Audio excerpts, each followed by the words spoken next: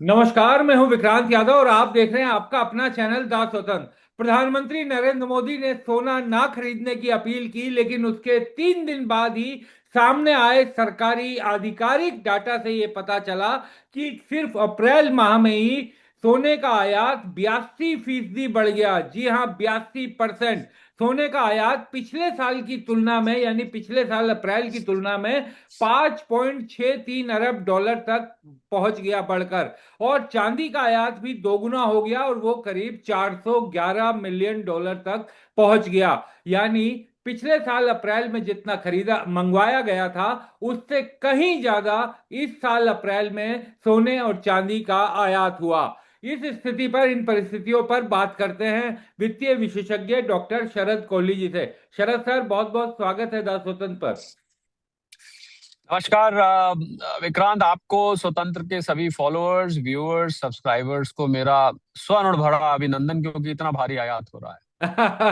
Sir, ये प्रधानमंत्री जी appeal कर रहे हैं कि गोल्ड कम खरीदिए, और अप्रैल महीने में ही चांदी और सोना दोनों जमकर आयात हुआ है। यानी जब दुनिया युद्ध में लगी हुई थी तो आयात हमारा लगभग पहले से भी बहुत तेज रफ्तार से चल रहा था। देखिए, लोगों ने सोचा प्रधानमंत्री जी ने अपील करी तो प्रधानमंत्री कार्यालय क्या गोल्ड इंपोर्ट का रखता है। प्रधानमंत्री कार्यालय को जब मिनिस्ट्री ऑफ कॉमर्स से पता लगा हम्म। कि इतनी भारी मात्रा में जो विदेशी मुद्रा है वो खर्च हो रही है सोने में, तो प्रधानमंत्री जी को लगा, अरे अरे भाई, इतना सोने में खर्च हो रहा है। हमारे विदेशी मुद्रा भंडार का लगभग लगभग अगर 700 बिलियन डॉलर है तो 72 बिलियन डॉलर हमने पिछले साल इंपोर्ट किया है। मैंने जैसे आपको हाँ। बताया था, उससे पिछले साल 58 था, उससे पिछले साल 45 था। 45, 58, 72, ये 3 साल का बता रहा हूँ। हाँ। तो अप्रैल का ये जो नंबर्स आए हैं, मैं उससे बिल्कुल भी हैरान नहीं हूँ। हो सकता है पिछले साल का भी रिकॉर्ड तोड़ दें। हालांकि मैं मानता हूं कि प्रधानमंत्री जी की अपील का कुछ ना कुछ असर होगा और कुछ इस पे लगाम लगेगी। अब देखने वाली बात यह है, क्या लोगों ने सोना ज्यादा पहनना शुरू कर दिया? ना स्क्रीन पे ना आप पहने दिख रहे हैं, ना मैं पहने दिख रहा कोई सोने की चीज। हाँ। अच्छा, महिलाएं भी, मैंने कुछ महिलाओं से बात हुई, किसी शादी में गया था, वहां पर बातचीत चल रही थी।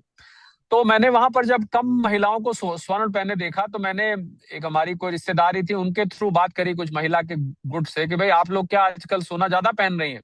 वो कहते हैं सोना पहनना तो आजकल जो जो थोड़ी अब मिडिल क्लास और अपर मिडिल क्लास में थोड़ा आउट ऑफ फैशन है। अच्छा। मैंने कहा भाई, आउट ऑफ फैशन है? मैंने तो अभी कल बोला चैनल पे हमने 72 बिलियन डॉलर का इंपोर्ट किया। हाँ। तो मेरी टीम लग गई खंगालने में कि आखिर ये सोना मंगा कौन रहा है, जब महिलाएं कह रही थोड़ा सा out of fashion. Out of fashion क्या, सोना आउट ऑफ फैशन कभी नहीं होता, पर हाँ। पहले के मुकाबले थोड़ा कम इस्तेमाल किया जाता है। कुछ सेफ्टी रीजंस भी हैं। आप हाँ। पहन के शादी ब्याह से गाड़ी में आ रहे हैं, वो सेफ नहीं माना जाता, घर पे रखना सेफ नहीं माना जाता, वगैरह वगैरह, वो सब बातें। क्षमा चाहूंगा, मैं फिर गाड़ी से जुड़ रहा हूँ आपके जी। साथ, और आपको ट्रैफिक ट्रैफिक की आवाजें सुनाई दे रही होंगी मेरे आसपास। तो अगर उससे कुछ विक्षेप हो रहा है तो उसके लिए मैं क्षमा चाहता हूँ। तो जब एनालिसिस किया विक्रांत, तो पता लगा कि जो सोने का आयात बढ़ा है, हाँ। वो गहने उतने नहीं बढ़े हैं। गहने ठीक है, कुछ ज्वेलरी थोड़ी बहुत जो ग्रोथ होती है वो हुई है, पर निवेश का जो संख्या थी, जो निवेश के क्वांटम थी, वॉल्यूम थी, वो बढ़ी है। हाँ। यानी कि सोने के आयात में निवेश का बहुत बड़ा हाथ है। ये निवेश कॉइन्स और चिप्स के रूप में है। ये निवेश ईटीएफ जो भंडार अपने पास रखना पड़ता है उनके रूप में है। और अब हाल में ईजीआर जो इंट्रोड्यूस किया है उसके रूप में है। तो निवेश की मांग की वजह से सोने का आयात बढ़ा है। 82% जो आपको बढ़ा दिख रहा है, वो निवेश मुख्य मुख्य उसका कारण है। मुझे लग रहा है निवेश के लिए सरकार ज्यादा कुछ कर नहीं पाएगी। मोदी जी की अपील भी सीमित तरीके से काम करेगी। क्यों?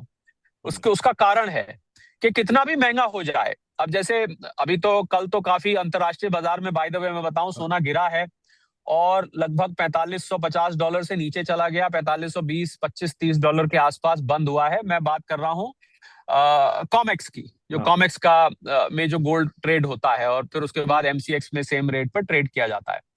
तो इसमें देखने वाली बात यह है कि अंतर्राष्ट्रीय बाजार में गिरा क्योंकि जो राष्ट्रपति ट्रंप की चीन की यात्रा थी, वो पूरी तरह से फ्लॉप है मेरे हिसाब से, क्योंकि वहां कुछ नहीं निकल के आया है।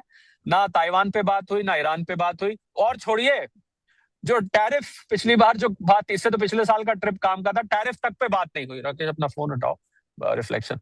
तो टैरिफ तक पे बात नहीं हुई। तो ये तो हाल रहा ट्रिप का। तो बहुत लोगों की उम्मीद थी कि शायद स्ट्रेट ऑफ हॉर्मुज खुल जाएगा। और अच्छा, एक बड़ा मजेदार बयान आया, राष्ट्रपति ट्रंप बोले कि चीन हमारा स्ट्रेट ऑफ हॉर्मुज खुलवाने में मदद करेगा। हाँ। अरे आपने खुद ही तो बंद किया हुआ है, ठीक है, आप मदद दूसरे से चाह रहे हैं। मुझे तो ये बात समझ ही नहीं आई कि भाई इस बात का अर्थ क्या हुआ कि मदद करेगा, क्योंकि आपके अपनी मर्जी से तो बंद कर, नाकेबंदी तो आपने की हुई है, तो चीन इसमें क्या मदद करेगा, आप हटा लो वहां से, आपको खोलना है। खैर, तो इस वजह से सोने चांदी पर दबाव दिखाई दिया, क्योंकि अंतर्राष्ट्रीय बाजार में स्ट्रेट ऑफ हॉर्मुज अभी और बंद रहने की उम्मीद नजर आ रही है, जिसकी वजह से क्रूड ऑयल के दाम सोमवार को, अनलेस की सैटरडे संडे में कोई घटना घटती है, मुझे लगता है 110 से भी ऊपर जा सकते हैं, ऐसा मुझे नजर आ रहा है। और इस बात से जो कॉमेक्स में जो स्पेकुलेशन मार्केट थी, उन्होंने शॉर्ट्स और बिल्डअप हुए हैं। कॉमेक्स में जो शॉर्ट का डेटा है वो बता रहा है कि वहां पर शॉर्ट्स यानी कि बिकवाली और ज्यादा बिकवाली के कॉन्ट्रैक्ट्स आए, जिस वजह से आपको अंतर्राष्ट्रीय बाजार में गिरती दिखी। भारतीय बाजारों में भी जो कल 1,62,000 रुपए ड्यूटी बढ़ने के बाद परसों पहुंच गई थी, वो अब 1,58,000 के आसपास, उसने ड्यूटी का जो इम्पैक्ट था कुछ हद तक उसको नेगेट किया। पहली बात ये। जी।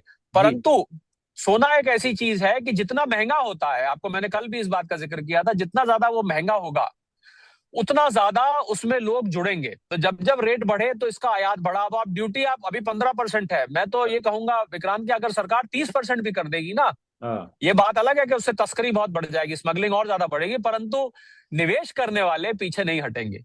निवेश करने वाले तो तेजी में और जुड़ते हैं। मैंने आपको कल हाँ बताया था, एक बिल्कुल। आंकड़ा कहता है कि जैसे जैसे तेज होता है, मैंने अपने चैनल शरद कोहली ऑफिशियल पे भी ये बात डाली है कि जैसे जैसे कीमत बढ़ती है निवेशक और जुड़ते जाते हैं। तो सोने की कीमत बढ़ने से, ड्यूटी बढ़ने से, इंपोर्ट रिस्ट्रिक्शंस लगाने से निवेश की जो जो मांग है उस पर कोई फर्क नहीं पड़ता। इसलिए आप,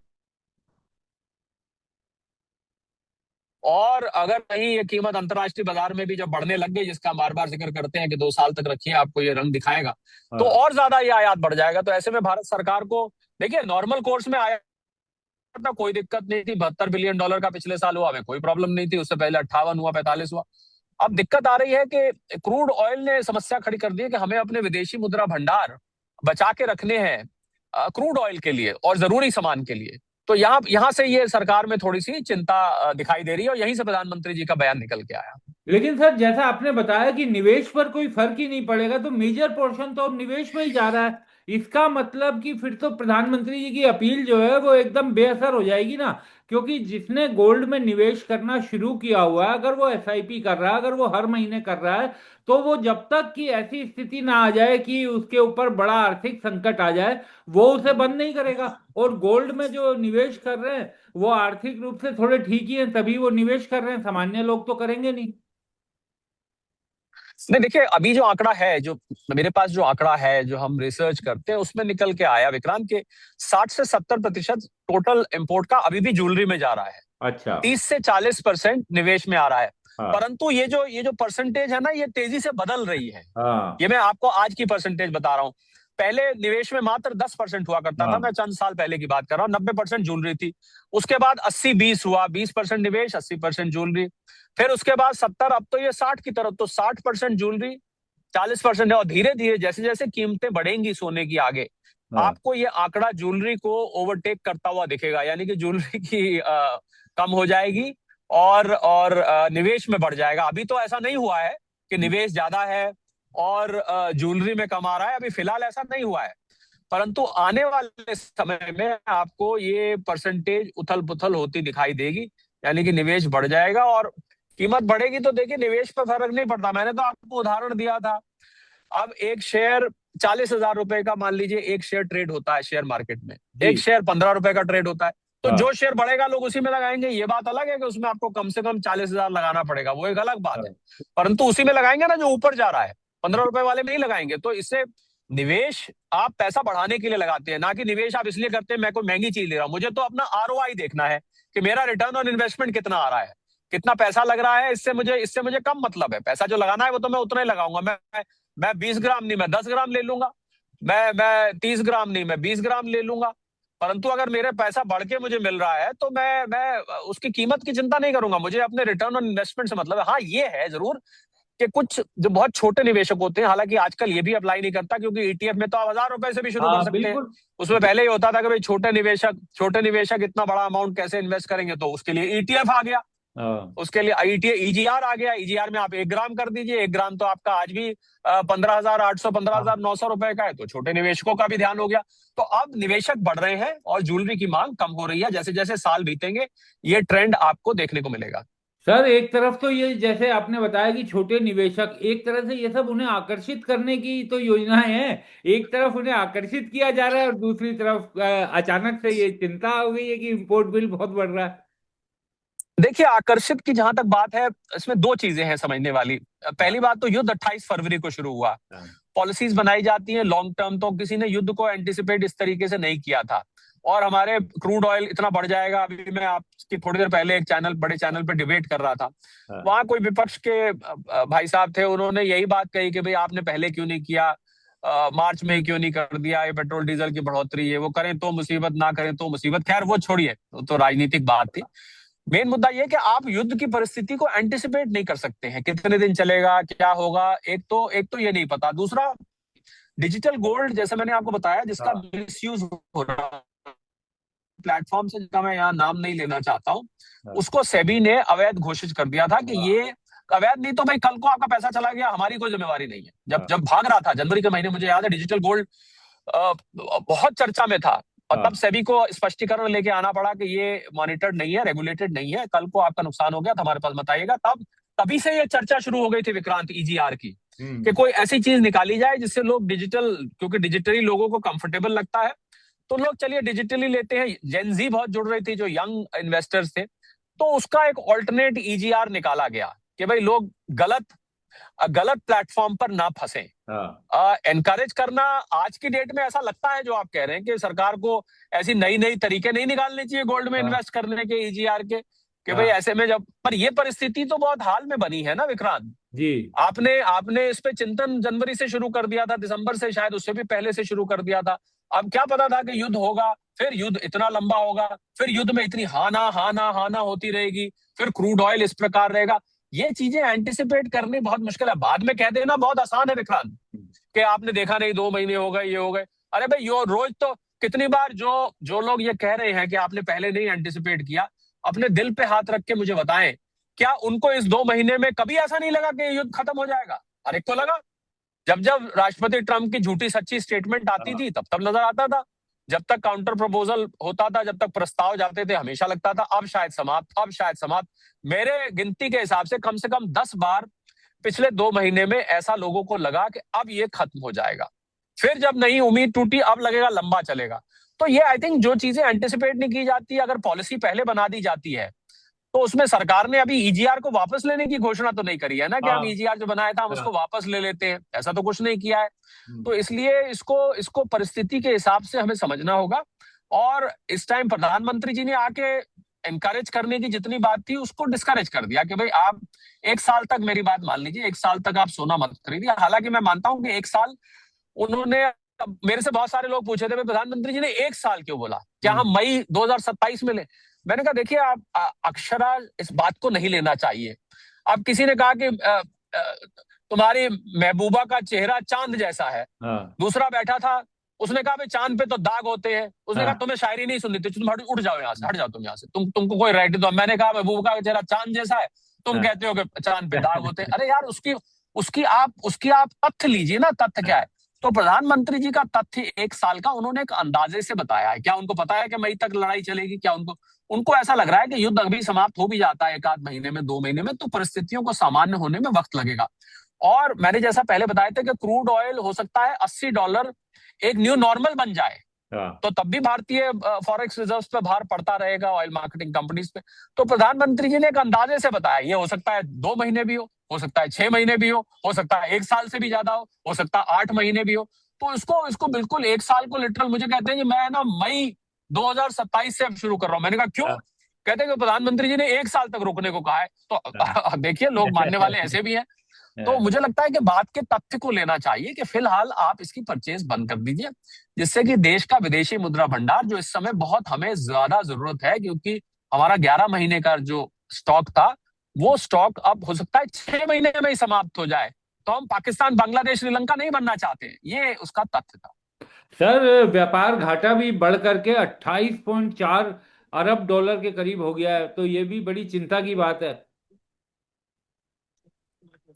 देखिए, इंपोर्ट्स जो है हमारे व्यापार घाटा बढ़ने का कारण है कि हम्म। हमारा जो इंपोर्ट है, व्यापार घाटा क्या होता है, मैं हाँ। स्वतंत्र के जितने फॉलोअर्स हुए सब्सक्राइबर्स है आसानी से बता दूं कि जो हम एक्सपोर्ट करते हैं और जो हम इंपोर्ट करते हैं उनका डिफरेंस, जिसको करंट अकाउंट डेफिसिट कहते हैं, हम लगभग $850 बिलियन का इस समय एक्सपोर्ट कर रहे हैं, और लगभग 1.2, अगर इस व्यापार घाटे के मंथली को लूं तो लगभग $1.2 ट्रिलियन का हम इंपोर्ट कर रहे हैं। ये साल एनुअलाइज हाँ। आंकड़ा मैं आपको दे रहा हूं इस मंथली व्यापार घाटे के आधार पर। तो वो क्योंकि क्रूड ऑयल की कीमतें बढ़ी हुई हैं तो हमारा इंपोर्ट बिल बढ़ गया है। दूसरा, इसमें व्यापार घाटा बढ़ने का एक और कारण है कि हम जो कल पुर्जे मंगवाते हैं मोबाइल फोन्स के, बहुत बड़ी मात्रा में हमारे यहाँ से एप्पल और सैमसंग के मोबाइल फोन्स बन के जा रहे हैं। फॉक्सकॉन जो ताइवान की कंपनी है, उसने उसने भारत को अब धीरे धीरे अपना सबसे बड़ा मैन्युफैक्चरिंग बेस बना रही है। हम्म। शायद कम लोग जानते हैं कि आईफोन जो अमेरिका में इस्तेमाल होते हैं उसमें से 80% इस समय भारत में बन रहे हैं, पहले चाइना में बनते थे। तो क्योंकि हमें अब जितना एक्सपोर्ट होगा उतना ही आपको इंपोर्ट भी, और जो लोग ये भी जानना चाहते हैं कि भाई इस मुसीबत के दौर में हमारे $850 बिलियन, $860 बिलियन के एक्सपोर्ट कैसे आ गए, हम्म। जब विश्व युद्ध में था और सप्लाई चेन डिसरप्ट हो गई थी, शिपिंग लाइंस काम नहीं कर रही थी, वो इसलिए आ गए क्योंकि हम बहुत सारा हम ऑयल एक्सपोर्ट के लिए भी क्रूड रिफाइन करके हम उसको एक्सपोर्ट करते हैं, तो उसका भी प्राइस बढ़ गई, उसकी इनवॉइस वैल्यू बढ़ गई। हम्म। और दूसरा, आईफोन बहुत बड़ी, तो दो सबसे बड़े एक्सपोर्ट आइटम हमारे इस समय ऑयल और आईफोन और मोबाइल फोन्स हैं जो हम बढ़ रहे हैं, जिसकी वजह से उसके कल पुर्जे आते हैं, और इंपोर्ट जो क्रूड का इंपोर्ट की वजह से ये आपको नजर आ रहा है। ये तो बढ़ के विक्रांत पीछे कुछ महीने पहले 36 तक भी पहुंच गया था। $36 बिलियन भी हमारा करंट अकाउंट डेफिसिट मंथली आ गया था, जिसको जिसको घाटा कहते हैं। ये ऊपर नीचे होता रहता है, परंतु एनुअलाइज जो है अभी हम इंपोर्ट ज्यादा कर रहे हैं। $1.2 ट्रिलियन का लगभग लगभग हम इंपोर्ट कर रहे हैं, $850 बिलियन का हम इंपोर्ट एक्सपोर्ट कर रहे हैं जी। सर, कल कॉमर्स सेक्रेटरी ने ये भी बोला कि सरकार फिलहाल आयात को रोकने के लिए कोई एडिशनल नीतिगत कदम नहीं उठा रही है। केवल प्रधानमंत्री ने जो अपील की है और जो उठाए गए हैं इंपोर्ट ड्यूटी वगैरह, उसके अलावा कोई ऐसा बड़ा एक्स्ट्रा नीतिगत चेंज नहीं किया जा रहा है कि इंपोर्ट को कंट्रोल किया जाए। क्योंकि जितनी भी डिबेट्स हो रही थी मीडिया में, उसमें सब में हो रहा था अभी तो इब्तिदाई हम्म। देखिए होता है, वो एक नैरेटिव बनाया जा रहा था, अभी तो शुरुआत है, पिक्चर अभी बाकी है, बड़े डायलॉग चल रहे थे। मैं भी कुछ डिबेट्स में था, मैं हाँ। भी सुन रहा था, जो विपक्ष के समाजवादी पार्टी है, आम आदमी पार्टी है, आपकी कांग्रेस है, और भी बहुत सारी पार्टीज हैं जो जुड़ती हैं, वो ये कहती हैं कि भाई, तो कि भाई आपका अभी और नीतिगत कदम आपको दिखाई देंगे। तो देखिए, सरकारी किसी भी अफसर को ये हक नहीं है पहली बात बताने का कि हाँ। अब क्या आने वाला है, पहली बात तो इसमें अगर आएगा भी। दूसरा, जो इससे भी बड़ी बात ये है कि ये इस समय ये चीज सिचुएशनल है। हम्म। सिचुएशनल का मतलब, जैसे चीनी का परसों घोषणा करी गई कि अब चीनी एक्सपोर्ट नहीं अलाउ नहीं करी जाएगी, हाँ। क्योंकि शादी ब्याह का सीजन आ रहा है, फेस्टिव सीजन आ रहा है, चीनी का इस्तेमाल बढ़ जाता है, तो चीनी यहाँ से भेजेंगे तो यहाँ शॉर्टेज होगी, दाम बढ़ेंगे, इन्फ्लेशन को बढ़ावा देगी चीनी, क्योंकि चीनी भारत के हर घर के किचन में होती है। शायद ही कोई 30 करोड़ परिवारों में से ऐसा परिवार हो जहां पर चीनी नहीं पाई जाती हो, गुड़ खांड बूरा जो भी आप उसको कहते हैं, वो सब जगह। तो इसलिए सिचुएशनल होगा। मुझे लगता है कि ये परिस्थिति दिन ब दिन बदल रही है। हम्म। अब एक नया अध्याय इस युद्ध में राष्ट्रपति ट्रंप को वापस पहुंच गए हैं अमेरिका, उनको ये अब लेना पड़ेगा कि अब वो क्या चाहते हैं। अब शी जिनपिंग भी हो गए, सब हो गया, अब आप क्या करना चाहते हैं? क्या ऐसे ही वहां पर नाकेबंदी करके बैठे रहेंगे और दुनिया भर की आप गालियां खाते रहेंगे कि भाई हमारे देश की अर्थव्यवस्था कर दी, या इस युद्ध को फिर भड़का देंगे, फिर बमबारी शुरू कर देंगे आप वहां पर, या अपने सोल्जर्स को, सिपाहियों को वहां उतारेंगे आप उनकी जमीन पर? अब मुझे लगता है अगले एक आध दो दिन में राष्ट्रपति ट्रंप को, क्योंकि जितने कारतूस थे उनकी उनकी बंदूक में, अब उन्होंने सब चला दिए हैं। तो अब यहां से आगे देखना होगा विक्रांत कि ये युद्ध किस मोड़ की तरफ जाता है।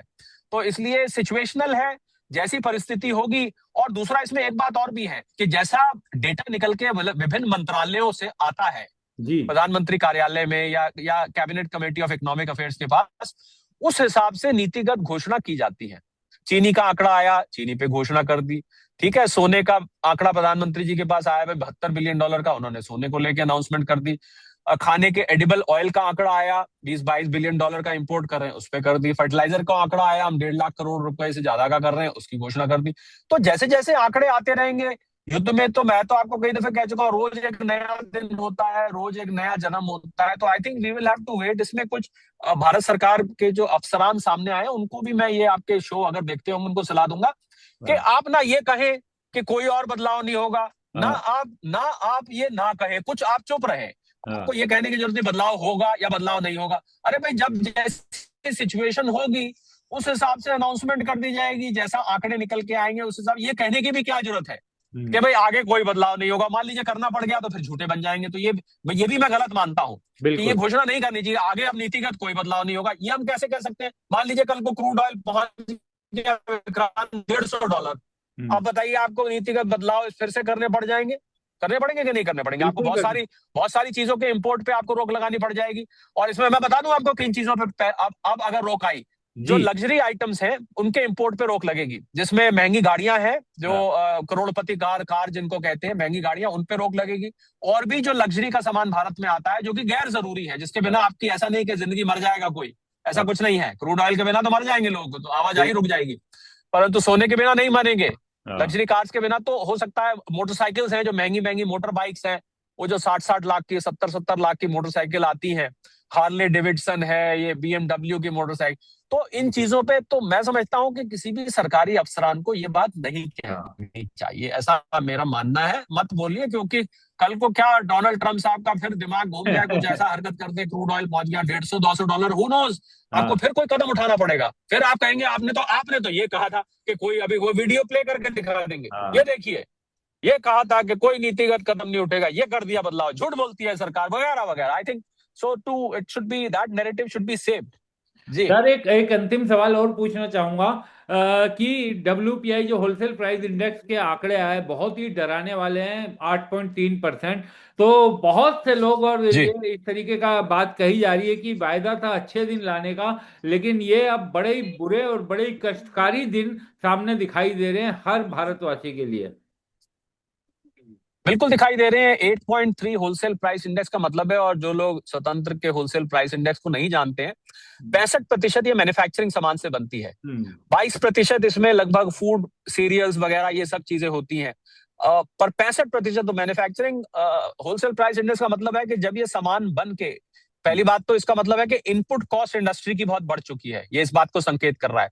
और जब ये सामान आगे स्टॉकिस्ट, होलसेलर, रिटेलर के पास पहुंचेगा, तो आने वाले 2-3 महीनों में आपको सीपीआई, होलसेल का नेक्स्ट स्टेज होती है CPI, consumer price index, consumer. जो 3.48 लास्ट रिकॉर्डेड आई है 13 महीने की हाई पर। ये 42 महीने की ऊंचाई पर आया है होलसेल प्राइस इंडेक्स, हाँ। वो 13 महीने। तो मुझे लग रहा है अब आने वाली मार अब रिटेल में, यानी कि दुकानदार पे आप जब सामान लेने जाएंगे, ऑनलाइन ऑर्डर करेंगे, आपको सामान महंगा मिलेगा। बिल्कुल मुझे लग रहा है कि आने वाले 3-4 महीने बहुत ही खतरनाक है महंगाई के पॉइंट ऑफ व्यू से।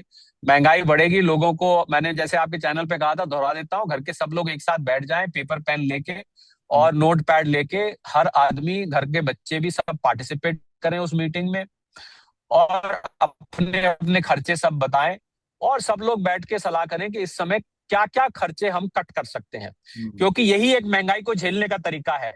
आप अगर गैर जरूरी खर्चों को कट कर देते हैं, तो उससे आप इस महंगाई को ज्यादा बेहतर तरीके से आप इसको झेल पाएंगे। क्योंकि जो एडिशनल एक हमने कैलकुलेशन की थी कि 25,000 रुपए जिस व्यक्ति की तनख्वाह है, तो हाँ। इस महंगाई की वजह से हो सकता है उसका अगर वो मान लीजिए महीने का 22,000 रुपए खर्च करता था, 3,000 रुपए किसी किसी महीने बचा भी लेता था, हालांकि कम बचते हैं, पर मान लीजिए बचा लेता था, अब ये बचत उसकी 500 रुपए, 1,000 रुपए रह जाएगी। अभी जो परिस्थिति है आज, सब्जी, तेल, उसकी बाइक का पेट्रोल, और उसके कपड़े वगैरह पे खर्चे, कुछ ग्रोसरीज पे थोड़ा बहुत खर्चा होता है, मसाले, साबुन, तेल वगैरह, तो उस व्यक्ति के अब कम पैसे बचेंगे। तो अगर यही परिवार सारा जुड़ के बैठ जाए, क्योंकि क्या होता है, बच्चों के अपने खर्चे होते हैं, महिलाओं के अपने होते हैं, पुरुषों के अपने होते हैं, और एक परिवार के अपने होते हैं, तो सब लोग साथ बैठ जाएं और सब परिवार के व्यक्ति बैठ के इस बात पे रिजॉल्व करें कि हमने अपने अपने खर्चे जो गैर जरूरी हैं वो कम करेंगे। ठीक है, तो आप इस मुसीबत को ज्यादा अच्छे से झेल पाएंगे। अगर खाली आप अपने हाल पर छोड़ देंगे, हम्म। तो फिर आपको परेशानी आनी अगले 3-4 महीने में दिखाई देगी यहां से, इसमें मुझे कोई डाउट नहीं। बहुत बहुत शुक्रिया सर, आप हमारे साथ जुड़े, थैंक यू। चर्चा में शामिल हुए। Thank you so much. शुक्रिया।